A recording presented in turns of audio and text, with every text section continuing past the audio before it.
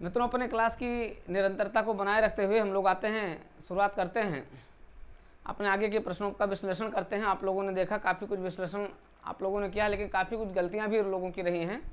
इसीलिए प्रश्न का विश्लेषण जो किया जा रहा है बड़े ही सारगर्भित स्रोतों के आधार पर किया जा रहा है। आप देख रहे हैं कि वही हुआ जो अंदेशा जो कहा जा रहा था, अर्थात सरल से सरल प्रश्न आप लोगों के गलत होते चले गए। जो इस समय प्राप्त हो रहे हैं, जानकारियाँ प्राप्त हो रही हैं, यानी जो सेंसेक्स आप लोगों का जो घटता बढ़ता रहा है, उस सेंसेक्स में देखा जाए तो कुछ लोगों के रेशियो जो हैं वो 100 के ऊपर भी जा रहे हैं, लेकिन वो गलत है। जो आप पेपर करके आए हैं उसमें अगर मेरिट अगर आपकी देखी जाए तो 90 से 95 के बीच आपकी मेरिट रहेगी। जैसा कि हमने पिछली क्लास में भी बताया कि आपकी मेरिट इतनी रहने की पूरी संभावना है 90 से 95 के बीच में जो वर्तमान वैकेंसी है। अगर वैकेंसी बढ़ जाती है, जैसे कि सूचना है कि वैकेंसी कुछ बढ़ी हुई है और उस आधार पर देखा जाएगा तो मेरिट थोड़ा सा 90 से नीचे आ सकती है, अन्यथा 90 से 95 के बीच में मेरिट रहनी चाहिए। आते हैं, देखते हैं अगले प्रश्न पर। देखते हैं 1918 के संयुक्त प्रांत किसान सभा का गठन निम्न में से किस नेता ने किया था। अब देखिए यहाँ पर जो प्रश्न है, अगर आप देखें ये यूपी स्पेशल का प्रश्न है। ये प्रश्न आपका यूपी स्पेशल का है, ठीक है। 1998 के संयुक्त प्रांत किसान सभा, यानी कि अगर आप देखें तो ये आपका यूपी स्पेशल का क्वेश्चन है। यूपी स्पेशल में इतिहास है, यूपी स्पेशल में इतिहास है। ये पंडित जवाहरलाल नेहरू ने किसान सभा का, इनका कोई संबंध इस रूप में नहीं था। बाबा रामचंद्र ने, इनका भी कोई संबंध नहीं था। स्वामी सहजानंद सरस्वती का भी संबंध नहीं था। इंद्र नारायण द्विवेदी थे। अगर देखा जाए तो 1918 में संयुक्त प्रांत किसान सभा का गठन किया गया, उसमें 3 लोग थे मूल रूप से, 3 लोगों द्वारा मिल करके इसका गठन किया गया था। एक तो हो गए आपके इंद्र नारायण द्विवेदी हो गए, एक हो गए आपके पंडित मदन मोहन मालवीय हो गए,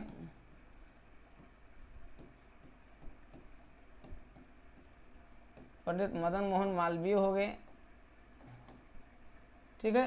तो एक हो गए, 2 हो गए, और फिर तीसरे अगर आप देखेंगे तो गौरी शंकर मिश्रा,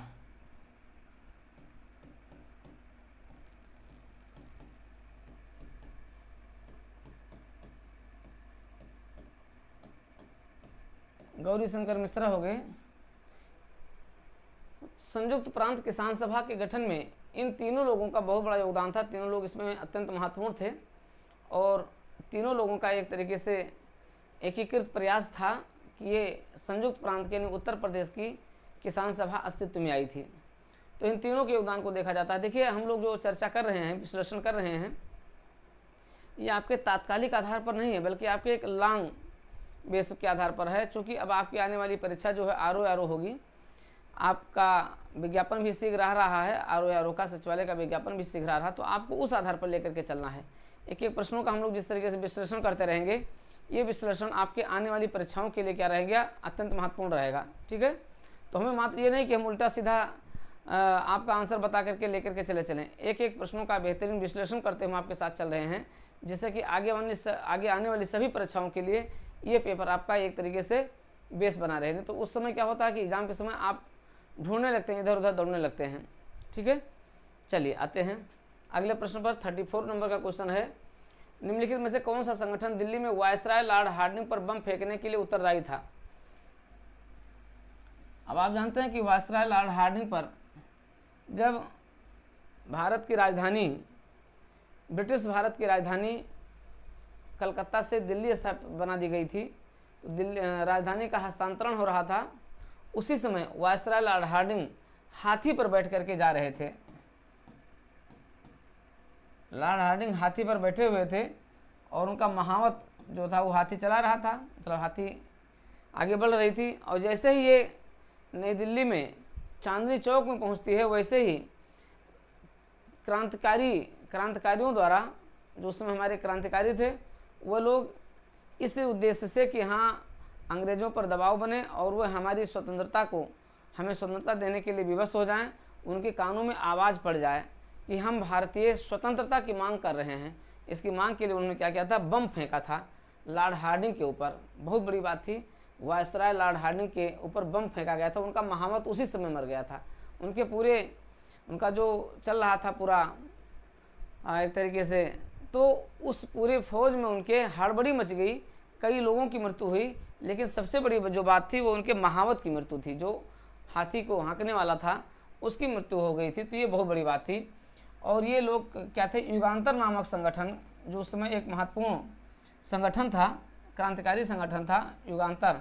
तो युगांतर नामक क्रांतिकारी संगठन के सदस्य थे, ठीक है। और इसमें जो मुख्य थे, ये मुख्य थे आपके रास बिहारी बोस थे,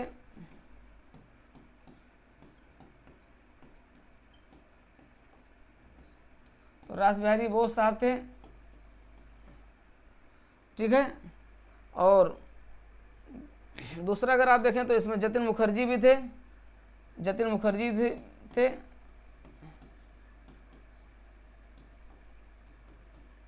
जतिन मुखर्जी थे, ठीक है। और इसी को दिल्ली षड्यंत्र के रूप में भी जाना जाता है। और फिर इसमें थे अमरेंद्र चटर्जी थे, अमरेंद्र चटर्जी भी थे। तो युगांतर नामक संगठन से संबद्ध इन लोगों ने क्या किया था, लॉर्ड हार्डिंग पर बम फेंका था। इसी घटना को दिल्ली षड्यंत्र के रूप में भी जाना जाता है।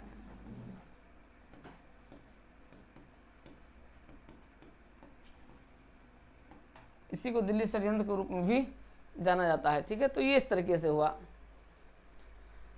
तो समझ गए होंगे।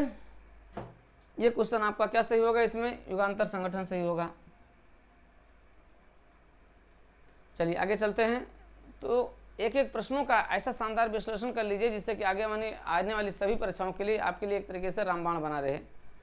आते हैं अगला, जनवरी 2023 में किस एयरलाइंस का विमान नेपाल में दुर्घटनाग्रस्त हो गया।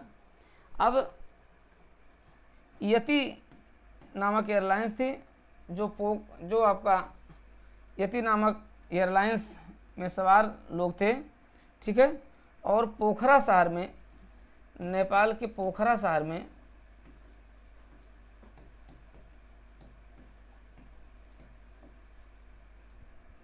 ये एयरलाइंस दुर्घटनाग्रस्त हो गई। 70 से अधिक लोग इसमें मारे गए, ठीक है। तो ये घटना है आपके इसकी महत्वपूर्ण। जब ये घटना घटी थी उसी समय इस बात पर हम लोगों ने किया था कि हाँ ये प्रश्न बड़ा महत्वपूर्ण है और पूछा जा सकता है। बिल्कुल फैक्चुअल प्रश्न पूछा जा रहा है। आप देख रहे हैं कि लोक सेवा आयोग ने किस तरीके से पेपर बनवाया है। पेपर का स्तर अगर देखा जाए तो एक सामान्य स्तर है, ना ऐसा बहुत अच्छा कह सकते हैं ना बहुत बुरा भी कह सकते हैं। लेकिन प्रश्नों का जो चुनाव है, जो टॉपिक का चुनाव है, जो संबंध का चुनाव है, वो थोड़ा सा बहुत अच्छा नहीं है, ठीक है। कॉम्बिनेशन बहुत अच्छा नहीं आ रहा है प्रश्नों का। चलिए आगे चलते हैं।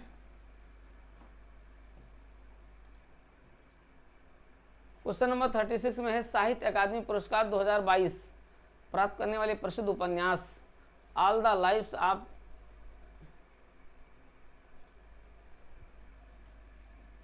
लाइव्स वी नेवर लिव्ड, ठीक है। अनुराधा राय ने लिखा था ये लेख। ये अनुराधा राय का उपन्यास है, प्रसिद्ध उपन्यास है, जिसे 2022 का साहित्य अकादमी पुरस्कार प्रदान किया गया है। तो ये भी बड़ा इंपॉर्टेंट है और पूछ ही लिया गया है, क्वेश्चन बने रहने की संभावना है। अब देखिए ये बजट का बड़ा महत्वपूर्ण प्रश्न आया है, बहुत ही इंपॉर्टेंट है। देखिए कितना शानदार तरीके से प्रश्न बनाया गया है।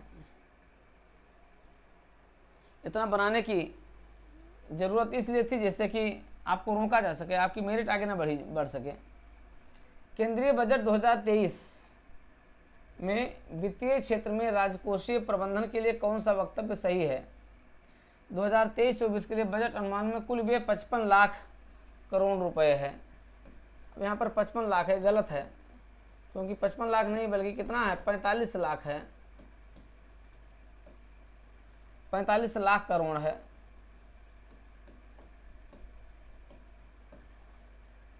ये 45 लाख करोड़ रुपए है। 2023-24 के बजट अनुमानों में कुल व्यय 45 लाख करोड़ रहा, तो इस तरीके से ये आपका गलत हो गया। ये प्रश्न कह रहा है कौन सा वाक्य सही है, ये गलत हो गया। 2025-26 के लिए राजकोषीय घाटे को 5.5% से नीचे रखने का लक्ष्य निर्धारित किया गया है। अब देखिए 2025-26 के लिए राजकोषीय घाटे को 5.5% नहीं बल्कि 4.5% जो है रखने का लक्ष्य किया गया है। ये भी गलत हो जाएगा। ये कितना है, ये 4.5% है, ठीक है, इतना रखने का लक्ष्य किया गया, 4.5% किया गया, तो ये भी गलत हो गया। जीएसडीपी का 3.5% राजकोषीय घाटे की राज्यों को अनुमति दी गई है और राज्यों को 20 वर्ष के लिए ब्याज मुक्त ऋण प्रदान किया गया है। अब देखिए जीएसडीपी का जो ऐलान है 3.5% है। जीएसडीपी का 3.5% राजकोषीय घाटे की राज्यों को अनुमति दी गई है, ठीक है, तो ये सही है आपका। राज्यों को 20 वर्ष के लिए ब्याज मुक्त ऋण प्रदान किया गया है, नहीं, ये क्वेश्चन गलत है। 20 वर्ष नहीं बल्कि ये 50 वर्ष है।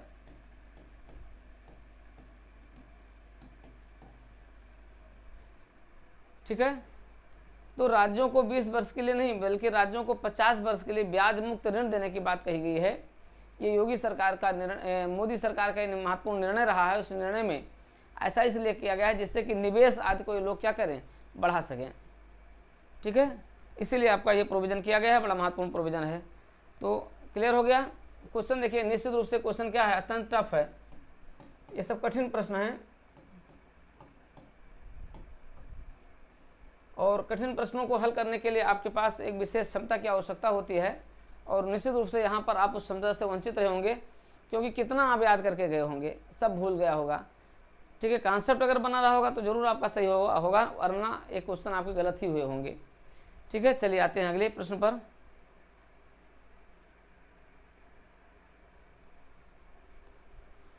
निम्नलिखित में से कौन एक केंद्रीय बजट विभाग द्वारा अनुमानित आवंटित राशि है, सही सुमेलित कीजिए। बहुत अच्छा प्रश्न है, लेकिन ये भी अत्यंत कठिन प्रश्न है। अगर देखा जाए तो ये भी क्या है, आपका अत्यंत टफ प्रश्न है।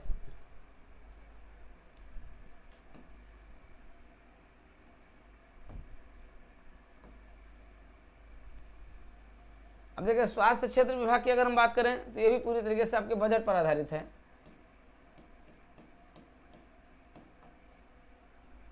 बजट पर आधारित है। स्वास्थ्य शोध विभाग के लिए 9,155 करोड़ है, तो ये गलत है। 9,000 नहीं बल्कि 2,980 करोड़ है, 2,980, ठीक है, 2,980 करोड़ रुपए है। स्वास्थ्य मंत्रालय को कितना दिया गया है, स्वास्थ्य मंत्रालय को जो दिया गया है ये है आपका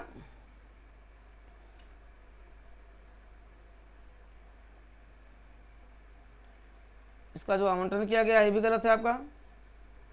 ये आपका है 86,175 करोड़ रुपए है। ये आपका है 86,175 करोड़ है। इसका मतलब कि ये भी आपका गलत है, ये भी गलत है, ये भी गलत रहा, ये भी गलत रहा। स्वास्थ्य एवं परिवार कल्याण मंत्रालय 80,000 करोड़ रुपए, ठीक है, तो 80,000 करोड़ रुपए ये आपका क्या है,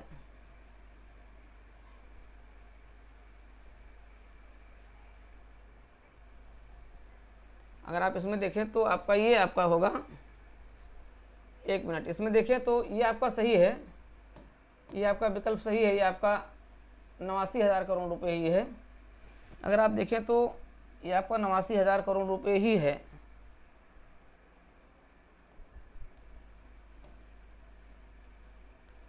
इसका जो बजटीय आवंटन है ये आपका ये सही है, 89,000 करोड़ रुपए ही है, ये आपका सही है, 89,150 करोड़ रुपए है, ये सही आवंटन है। ये आपका गलत है, ये आपका 80,000 करोड़ रुपए नहीं है बल्कि आपका 86,000 करोड़ रुपए है। ये 89,000 करोड़ में से लगभग ये इतना हट जा रहा है, इतना घटा देंगे तो ये कितना आ जाएगा, ठीक है, ये आपका आ जाएगा लगभग, ये आपका आ जाएगा 86,000 करोड़ रुपए आ जाएगा, 86,175 करोड़, ये आपका है 86,175 करोड़ है ये आपका, तो ये आपका गलत है। ये भी आपका गलत है। प्रधानमंत्री जन आरोग्य योजना 5,000 जो करोड़ है ये भी गलत है, ये आपका है 7200 करोड़ है,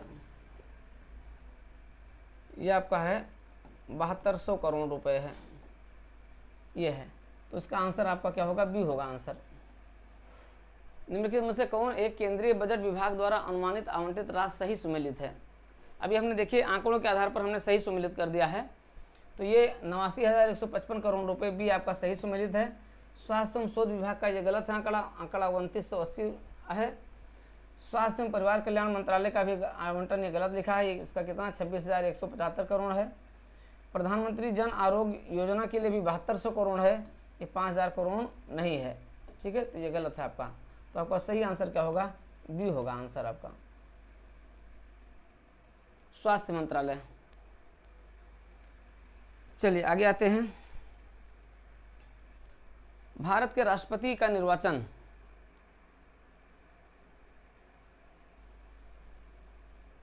भारत के उपराष्ट्रपति का निर्वाचन जिसे सर्वोच्च न्यायालय द्वारा शून्य घोषित कर दिया गया है।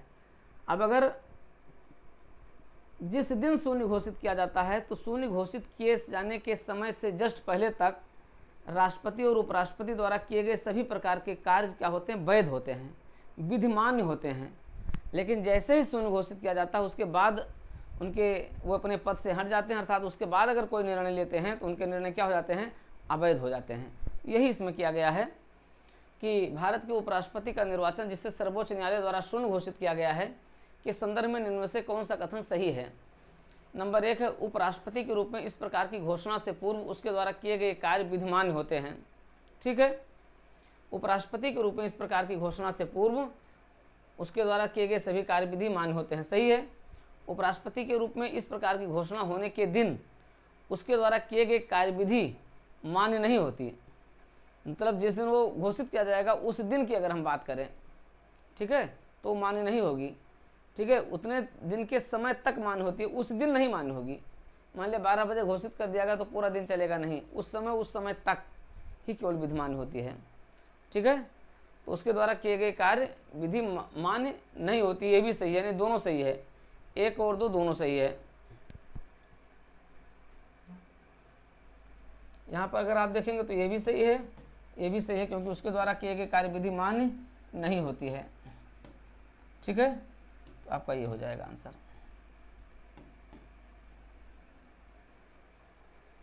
चलिए आगे, निम्नलिखित में से कौन सा एक 1857 के विद्रोह का स्थान विद्रोह का आरंभ सही सुमेलित नहीं है। देखिए, लखनऊ सही सुमेलित है, 4 जून है। सबसे पहले क्या आता है, मेरठ आता है। अगर आप देखें तो सबसे पहले क्या आता है, मेरठ। अच्छा, बैरकपुर भी आता है। बैरकपुर से, चूंकि बैरकपुर से इसकी शुरुआत हो गई थी, ठीक है, मंगल पांडे द्वारा, तो बैरकपुर तो ये सबसे पहले हुआ। उसके बाद फिर ये लाहौर कहाँ पहुँचती है, 10 मई को पहुँच जाती है, कहाँ, मेरठ पहुँच जाती है। उसके बाद फिर ये 4 जून को पहुँच जाती है, लखनऊ पहुँच जाती है। ठीक है, बैरकपुर पहुँच जाती है। झांसी ये गलत लिखा हुआ है,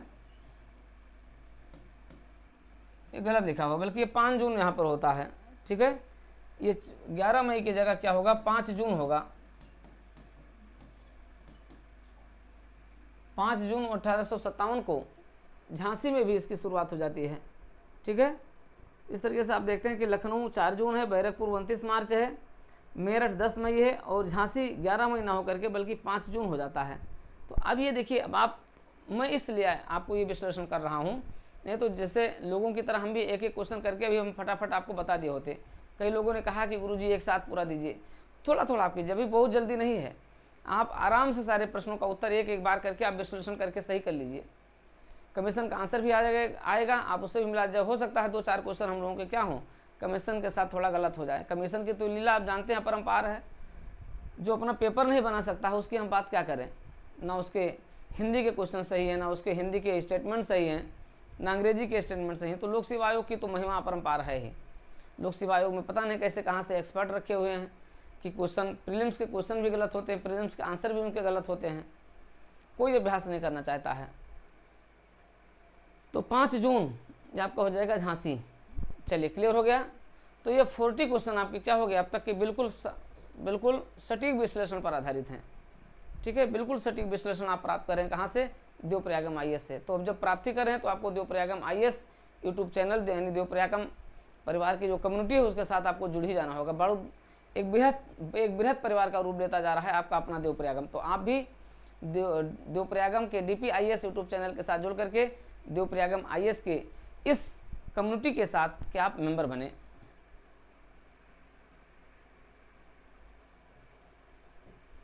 आते हैं अगले, पोप बेनेडिक्ट 16वें जिनका हाल ही में निधन हुआ है के संदर्भ में निम्नलिखित कथनों में से कौन सा कथन सही है।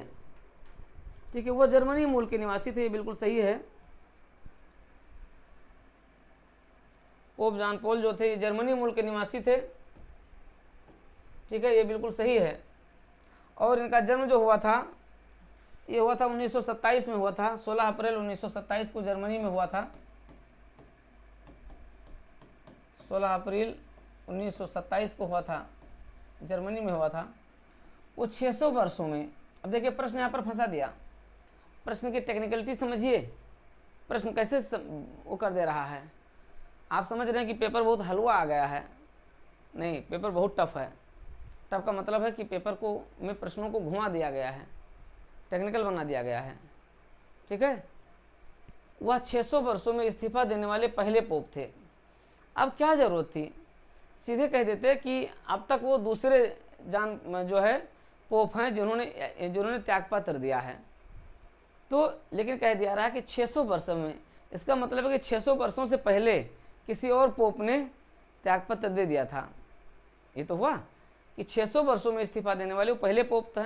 इसका मतलब है कि 600 वर्षों से पहले किसी और पोप ने त्यागपत्र दे दिया था और वो एकमात्र पोप थे, और ये क्या हो गए, ओवरऑल दूसरे पोप हो गए। तो वो 600 वर्षों में इस्तीफा देने वाले पहले पोप थे। तो ये भी सही है, दोनों सही है, अगर देखा जाए तो दोनों सही है। अब 600 वर्षों के पहले की, अगर हम इसके पहले की बात करें तो ग्रेगरी साहब थे। ठीक है, जॉन पॉल ग्रेगरी थे, और ग्रेगरी ने क्या किया था। ठीक है, अब इससे पहले इन्होंने भी क्या किया था, त्यागपत्र दिया था। ग्रेगरी ने भी त्यागपत्र दिया था, लेकिन 600 वर्षों के पहले की बात है। ठीक है, ये एक तरीके से क्या है, 26वें 265वें पोप रहे हैं ये, पोप बेनेडिक्ट जो रहे 16वें। ठीक है, तो क्या हो जाएगा, आंसर 1 भी सही है और 2 भी सही है। आंसर 1 भी सही है और 2 भी सही है, दोनों आंसर सही हो जाता है। अगर ओवरऑल कभी प्रश्न घुमा करके आ जाता है तो ये अगर 600 वर्ष नहीं लिखा रहेगा तो दूसरे हो जाएंगे जिन्होंने त्यागपत्र दिया था, स्वास्थ्य कारणों से उन्होंने त्यागपत्र दिया था। ठीक है, हेल्थ इशूज़ था और हेल्थ इशूज़ के कारण इनको त्यागपत्र देना पड़ा था। चलिए, संगीत की टप्पा शैली।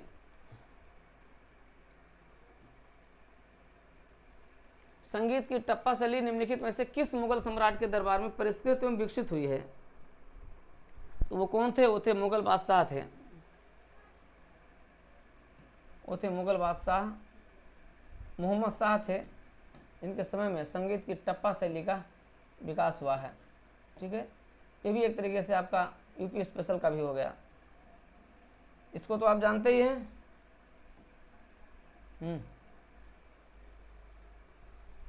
पौधों में जाइलम परिवहन के लिए कौन है क्या, पौधों में जाइलम परिवहन के लिए कौन जिम्मेदार होता है। जल है, ऑक्सीजन, अमीनो एसिड है, भोजन है। ठीक है, तो जाइलम का प्रवाह, जाइलम क्या करती है, जाइलम नीचे से जल लेकर के आती है, पत्तियों में जो पोषण बन जाता है उसको कौन लेकर के जाता है, उसको फ्लोएम लेकर के जाता है, इसको आप लोग जानते ही हैं। निम्नलिखित में से कौन सा कथन सत्य है। पृथ्वी पर प्रतिदिन ठीक 12 घंटे 30 मिनट बाद ज्वार आता है। अब प्रतिदिन ठीक 12 घंटे, आप जानते हैं कि ये लगभग 12 घंटे 26 मिनट के आसपास का होता है।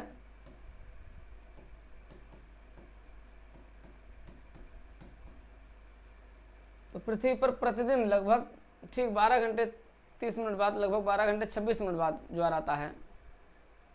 बेंगुला प्रशांत महासागर की ठंडी धारा नहीं है, ठीक है, तो ये भी गलत है, ये भी गलत है। महासागरीय लवणता कर्क एवं मकर रेखा पर मैक्सिमम होती है, ये सही है आपका। यदि पृथ्वी सूर्य तथा चंद्रमा एक सीध में हो तो वह अति स्थित लघु ज्वार होता नहीं, वो क्या होता है, वो दीर्घ ज्वार होता है। अगर ऐसी स्थिति आ गई तो क्या हो जाएगा, वो दीर्घ ज्वार हो जाएगा। तो आपका आंसर यहाँ पर क्या होगा, यहाँ पर ये होगा। मैक्सिमम जो हेरिडिटरी की स्थिति आती है, ठीक है, वो कहाँ पर होती है, वो आपके कर्क रेखा पर और मकर रेखा पर होती है, ठीक है। Ocean salinity is maximum at the topic of cancer and the Capricorn हो गया। चलिए ये हो गया। 2022 में विश्व में ग्रीन हाउस गैसों के उत्सर्जन में भारत किस स्थान पर था। अब देखिए यहाँ पर कई प्रश्न, यहाँ पर कई तथ्य यहाँ पर थोड़ा सा अलग अलग हैं।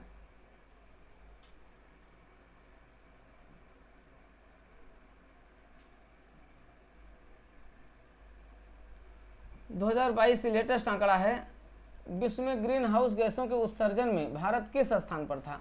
अगर आप इसको गूगल पर देखते हैं तो गूगल पर तीसरा और चौथा स्थान बताता है, ठीक है।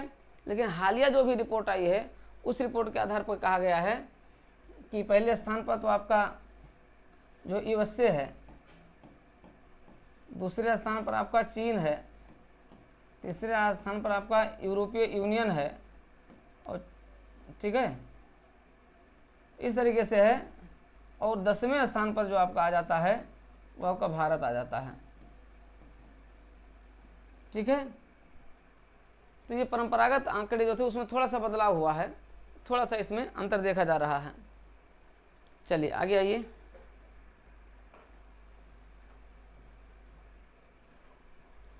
अब देखिए लोक सेवा आयोग की लीला, देखिए लोक सेवा आयोग की लीला न्यारी है। यहाँ लिखे हैं विषाणु, यहाँ लिखे हैं मलेरिया, यहाँ लिखे हैं बैक्टीरिया। हिंदी में बैक्टीरिया, हिंदी में जो है विषाणु लिखे हैं, यहाँ होना चाहिए जीवाणु होना चाहिए था।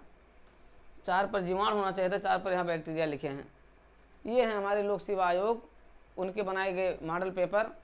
इतनी गलतियाँ हैं, पता नहीं कितने लोगों का भविष्य ये क्या करते हैं, ये काले डिब्बे में पैक कर देते हैं, क्योंकि उनका प्रश्न ही गलत होता है। अब जिन्होंने हिंदी पढ़ा है उनके तो प्रश्न गए, जिन्होंने अंग्रेजी पढ़ा उनके प्रश्न, ऐसे 5 प्रश्न हैं जो इस तरीके की गलतियाँ उन्होंने की है, ठीक है। तो अब देखिए इस प्रश्न को देख लिया जाए।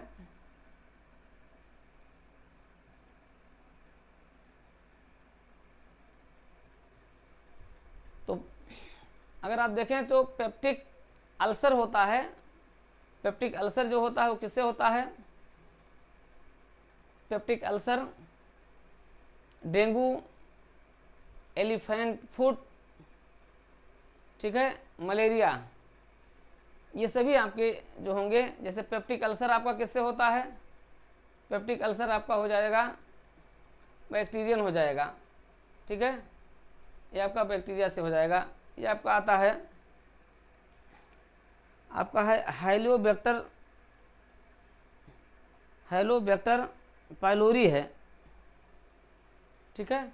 तो आपका हो जाएगा ये 4 हो जाएगा, ए का 4 हो जाएगा, बी का 1 हो जाएगा, बी का 1 हो गया, सी का 3 हो गया, डी का 2 हो गया, ठीक है। ये हो गया आपका। चलिए लोक सेवा आयोग का क्वेश्चन है, गलत हो सकता है कि इसको गलत मान लिया जाए। वैदिक कालीन प्रशासन में भागदू कौन अधिकारी होता था।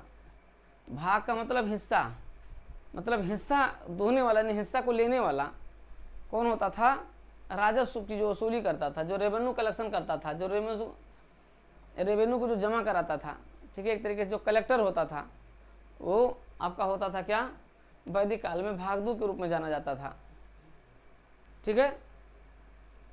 निम्नलिखित में से प्राकृतिक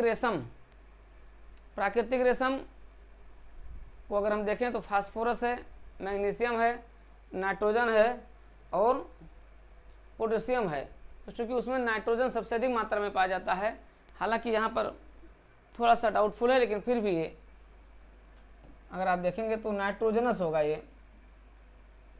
क्योंकि जो प्राकृतिक रेशम में होता है उसमें नाइट्रोजनस अधिक होता है, ठीक है। इसलिए आपका आंसर ये होगा। कालक्रम की दृष्टि से निम्नलिखित घटनाओं में से कौन सी अंतिम थी? देखिए, जलियांवाला बाग आप जानते हैं 1919 में हुआ, मोपला विद्रोह आप जानते हैं 1921 में हुआ, होम रूल आंदोलन 1917 में हुआ, और खिलाफत आंदोलन 1919 में शुरू होता है। ठीक है, तो अगर देखा जाए तो कालक्रम की दृष्टि से निम्नलिखित घटनाओं में से सबसे अंतिम में कौन हुआ? तो सबसे अंतिम में क्या हो जाएगा? मोपला विद्रोह हो जाएगा, 1921 में हुआ।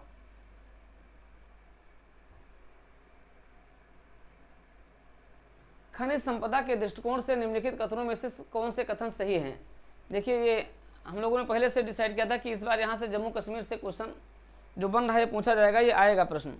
ठीक है, तो आप देख रहे हैं प्रश्न यहाँ से आ ही गया है। जम्मू कश्मीर के रियासी जिले में लिथियम के अनुमानित भंडार संपदा भंडार मिले हैं। बिल्कुल सही है, लगातार चर्चा में रहा है।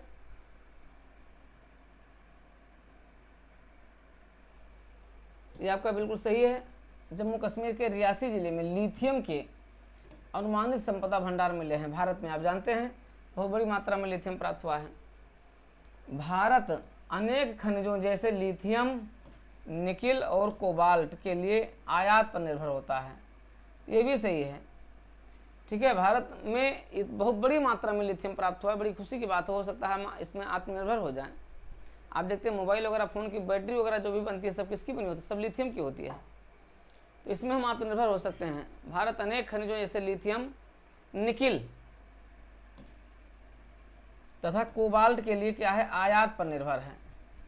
ये सही है, तो दोनों सही है, एक और दो दोनों सही है। ठीक है, तो इस तरीके से आपके हो गए क्वेश्चन नंबर 50 हो गया, 50 प्रश्न हो गए। इनका 50 प्रश्नों का विश्लेषण हो गया। अब देखिए, बड़ा सटीक विश्लेषण हो रहा है। ठीक है, इन सारे प्रश्नों का एक तरीके से आपको सुव्यवस्थित विश्लेषण दिया जा रहा है। ये प्रश्न आज ही नहीं बल्कि आपके आरओ के लिए भी बड़े महत्वपूर्ण है। आने वाली सभी परीक्षाओं के लिए क्या होगा? ये आपका वीडियो क्लास आपके लिए बहुत ही महत्वपूर्ण रहेगा। इसलिए आप इस क्लास के साथ सदैव जुड़े रहिए। DPIS से भी आप सदैव जुड़े रहिए। DPIS यूट्यूब चैनल कम्युनिटी से भी आप जुड़े रह करके और अपना बेहतर से बेहतरीन कर सकते हैं।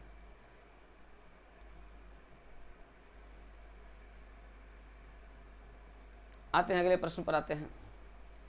प्राकृतिक संसाधनों का वर्तमान पीढ़ी द्वारा इस प्रकार से उपयोग किया जाए जिससे कि यह प्राकृतिक संसाधनों का न्यूनतम क्षरण हो, तो यह किस प्रकार का विकास कहलाता है? इसको हम सस्टेनेबल डेवलपमेंट कहते हैं, इसको हम सतत विकास कहते हैं। ठीक है, इसको हम सस्टेनेबल डेवलपमेंट कहते हैं। ठीक है, सर्वोच्च न्यायालय के एक न्यायाधीश का त्यागपत्र संबोधित होता है किसको? भारत के राष्ट्रपति को संबोधित हो करता है।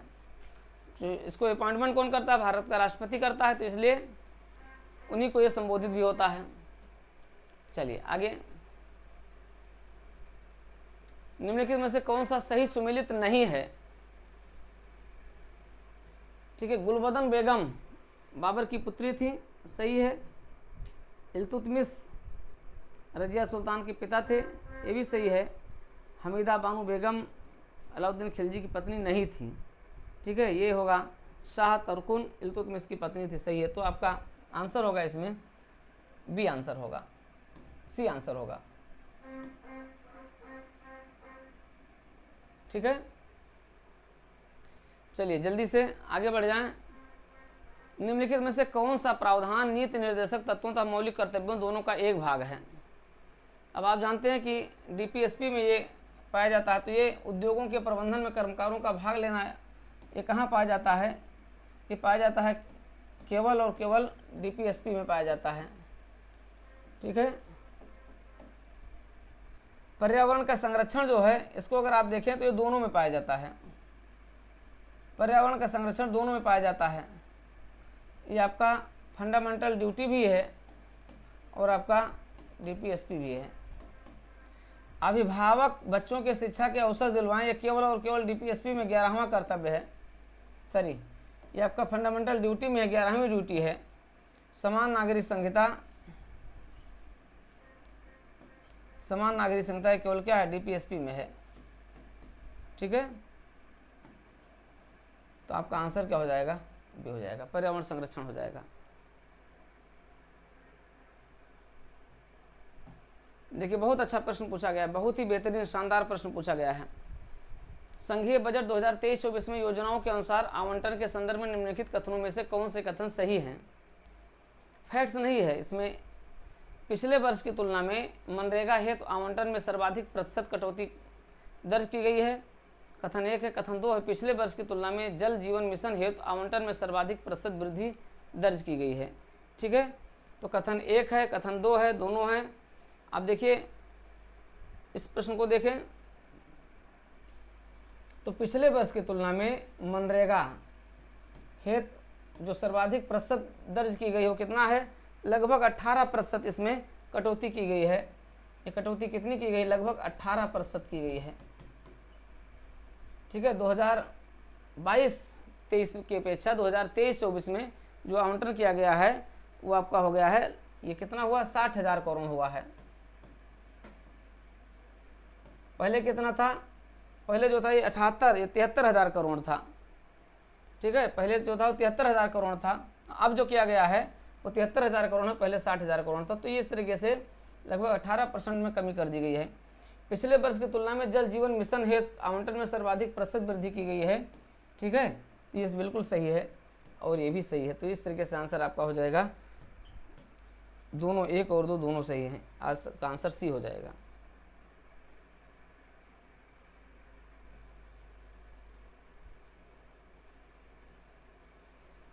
अब ये देखिए आंकड़े हैं, आंकड़ों के आधार पर अगर आप देखते हैं, ठीक है, बहुत पुराना क्वेश्चन है, बड़ा ये कई बार क्वेश्चन रिपीट क्वेश्चन भी हुआ है। ठीक है, ये क्वेश्चन आपका रिपीटेड क्वेश्चन है, तो इसमें आपका आंसर बी सही है। एक आपका 3 होगा,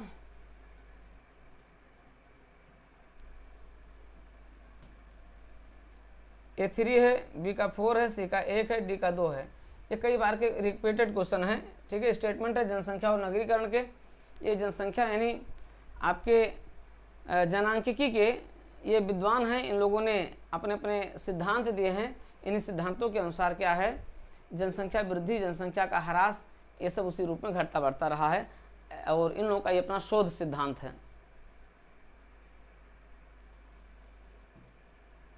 निम्नलिखित में से कौन सी सहायक नदी सही सुमेलित नहीं है? मंजरा गोदावरी सही है, हेमावती कावेरी सही है, मालप्रभा कृष्णा सही है, प्राणहिता महानदी, यही आपका ये आंसर आपका सही है, प्राणहिता महानदी है। उत्तर प्रदेश के संदर्भ में निम्नलिखित कथनों पर विचार कीजिए। अब देखिए इस प्रश्न को देखिए, उत्तर प्रदेश के संदर्भ में निम्नलिखित कथनों पर विचार कीजिए। राज्य के कुल भौगोलिक क्षेत्रफल का लगभग 12.8% नहीं, अभी भी लगभग 6% के आसपास है उत्तर प्रदेश का। तो ये क्या है? गलत है। ठीक है, अभी भी लगभग 6% के आसपास उत्तर प्रदेश का भौगोलिक क्षेत्रफल है।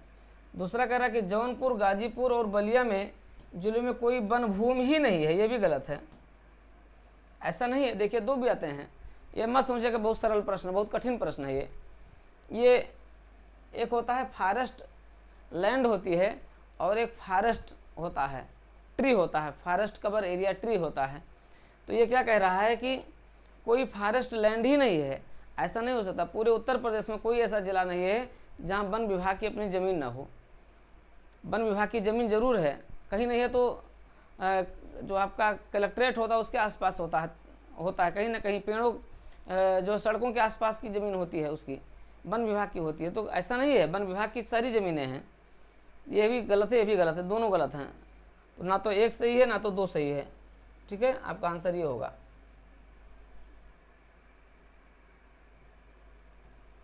निम्नलिखित कथनों में से लेटराइट मिट्टी के विषय में कौन सा कथन सही है? अब देखिए लेटराइट मिट्टी क्या होती है? लेटराइट मिट्टी उच्च तापमान और भारी वर्षा वाले क्षेत्रों में विकसित होती है, सही है।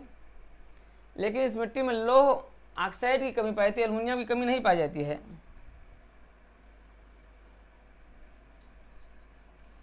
इसमें लौह ऑक्साइड की कमी पाई जाती है, तो इसलिए केवल एक सही होगा।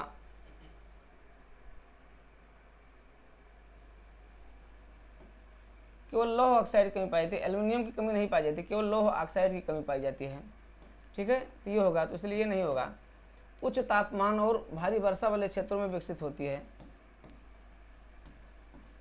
ये होगा आपका।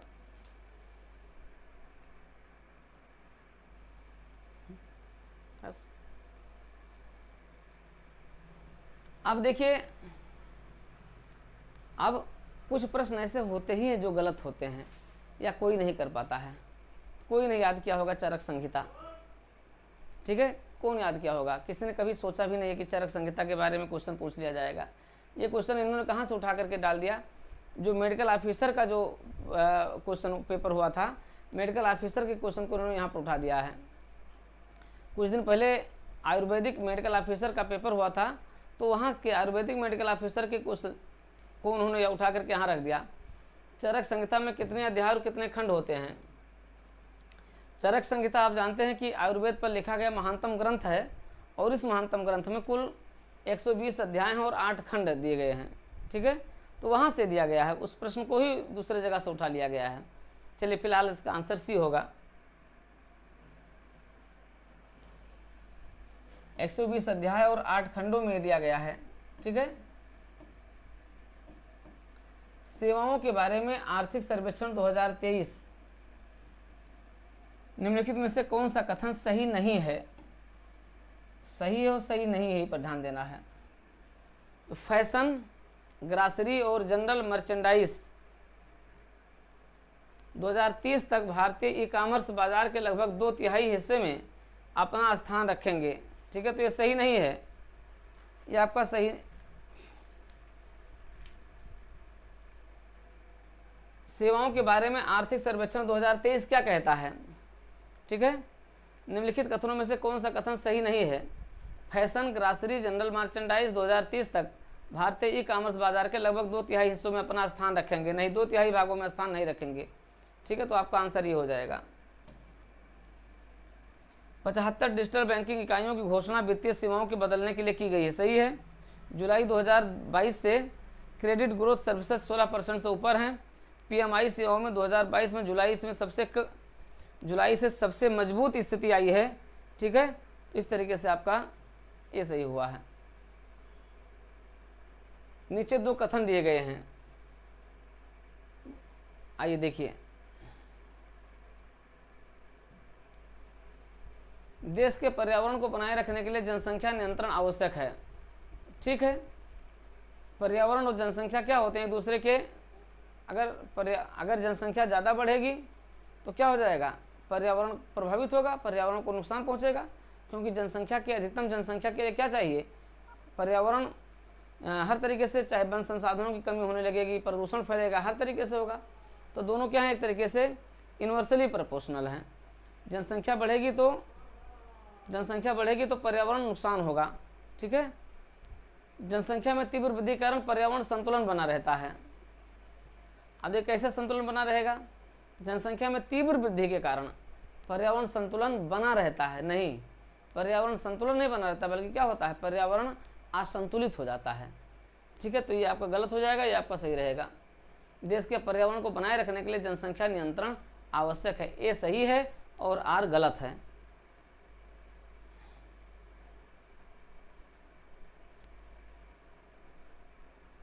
ए सही है और आर गलत है, ये हो गया आपका।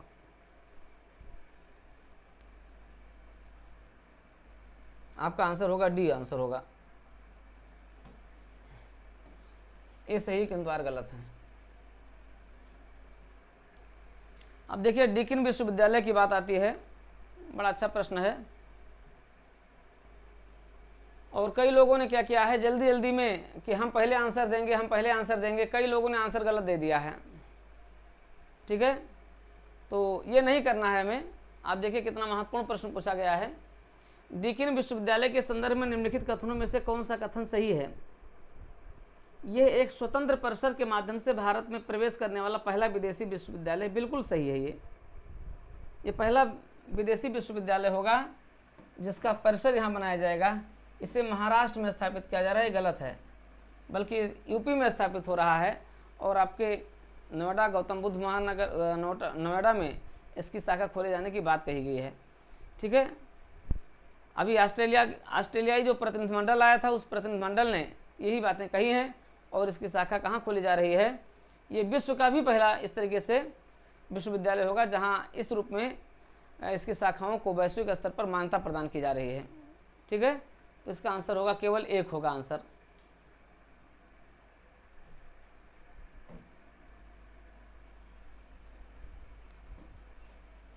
केवल 1 आंसर होगा। तो महाराष्ट्र नहीं बल्कि ग्रेटर नोएडा में खोला जा रहा है।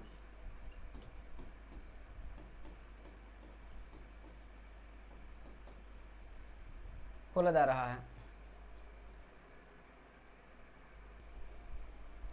तो मित्रों, आपने देखा कि कितना सटीक विश्लेषण हम आपको दे रहे हैं। ठीक है, ये बात केवल यहीं तक नहीं है कि आपके पास जल्दी से बहुत से ढेर सारे स्रोतों से आपके पास आंसर पहुंच रहे होंगे, लेकिन आंसर आपको वही बनाए रखना है कि जिसकी जो प्रतिपुष्टि हो वो अधिक से अधिक, उसकी जो एक्यूरेसी हो अधिक से अधिक करेक्ट हो। तो प्रयास यही किया जा रहा है कि वो अधिक से अधिक करेक्ट हो सकता है लोक सेवा आयोग के आंसर से, और हमारे आंसर में थोड़ी बहुत 1-2 क्वेश्चन की मिसमैचिंग हो सकती है। हालांकि लोक सेवा आयोग के भी सारे आंसर सही नहीं होंगे, उनको आंसर तो देने दीजिए, उस पर जो है ऑब्जेक्शन भी किया जाएगा, क्योंकि अभी तो हम क्वेश्चन पर भी ऑब्जेक्शन करने जा रहे हैं। इनके जो क्वेश्चन है उस पर भी हम ऑब्जेक्शन भेज रहे हैं। ठीक है, ये कोई तरीका नहीं होता है कि आपके पास एक्सपर्ट हैं, आप इतना पैसा ले रहे हैं, पैसा दे रहे हैं और फिर आप इस तरीके से बना रहे हैं। ये कोई तरीका होता है? कोई तरीका नहीं होता है कि आप हिंदी में कुछ और लिख रहे हैं, अंग्रेजी में कुछ और लिख रहे हैं, क्वेश्चन आपकी मिसप्रिंट हो रहा है, आनंद फानन में आप एग्ज़ाम करवाना चाह रहे हैं लेकिन उसकी तैयारी नहीं, पेपर तक आपके पास बनाने का एक्सपर्ट जो ग्रुप है वो भी क्वेश्चन आपको सही नहीं दे रहा है। ठीक है, आप देख रहे हैं कि आर्टिकल, एक हिंदी में आर्टिकल दिया ही नहीं है और अंग्रेजी में आर्टिकल दिए गए हैं, इस तरीके से प्रश्न दे रहे हैं। नहीं, बिल्कुल इस चीज़ को बर्दाश्त नहीं करना चाहिए। तो मित्रों ठीक है, आप बने रहिए देवप्रयागम के साथ, DPIS के साथ। DPIS यूट्यूब चैनल को आप जरूर सब्सक्राइब कीजिए, इसके साथ जुड़े रहिए, आपको बिल्कुल सटीक विश्लेषण आपको प्राप्त होगा। एक एक प्रश्न आप विश्लेषण के साथ आप करते रहें, मिलाते चलिए, बिल्कुल इसमें भागदौड़ की जरूरत नहीं है, और ये आज आपको पूरा कंप्लीट आंसर आपको मिल ही जाएगा। ठीक है, चलिए जुड़े रहिए आप देवप्रयागम के साथ, DPIS के साथ। मित्रों, हमारी क्लासेस, न्यू बैचेस हमारे जनरल हिंदी के, समीक्षा अधिकारी के और यूपी स्पेशल के हमारी क्लासेस सोमवार को 22 तारीख से प्रारंभ हो रही है। तो आप हमारे साथ क्लास के साथ जुड़ करके अपना बेहतरीन प्रदर्शन कर सकते हैं, आपको बहुत ज़्यादा इंतजार करने की आवश्यकता नहीं है। बने रहिए DPIS यूट्यूब चैनल के साथ।